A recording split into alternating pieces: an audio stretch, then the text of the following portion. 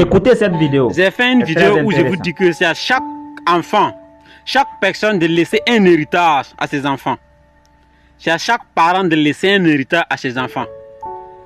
Les gens se sont descendus sur moi, les attardés mentaux, me traitant d'enfants maudits, enfants sans cœur. Et d'autres disent que non, c'est normal. C'est aux enfants de s'occuper de leurs parents.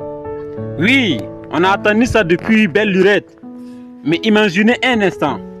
Si depuis 1900, depuis les temps anciens, chaque parent avait pour mission de bâtir sa vie d'une manière à une autre, pour que ses enfants puissent trouver un socle. Pensez-vous qu'aujourd'hui l'Afrique sera là où il est aujourd'hui? Si les Européens, les Américains nous battent, c'est parce que beaucoup ont compris ça.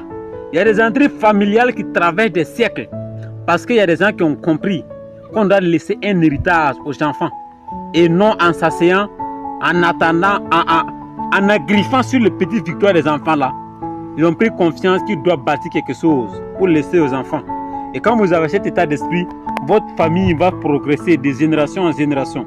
Chaque génération en venant prend pour mission de faire mieux que la génération précédente. J'ai pu laisser à mes enfants 100 millions, plus 3 immeubles. Celui qui vient après moi, lui, laisse 1 milliard, plus 5 immeubles. Les enfants de mes enfants, eux aussi, viennent ajouter. En ce moment, l'Afrique va évoluer. Mais quand vous restez là, à boire les verres frélatés, à faire de n'importe quoi, à draguer les femmes, boire de nuit, et non à bâtir votre vie, vous gâchez votre vie dans l'alcool, dans les femmes, tout en espérant que votre enfant réussisse pour venir vous sortir du gouffre.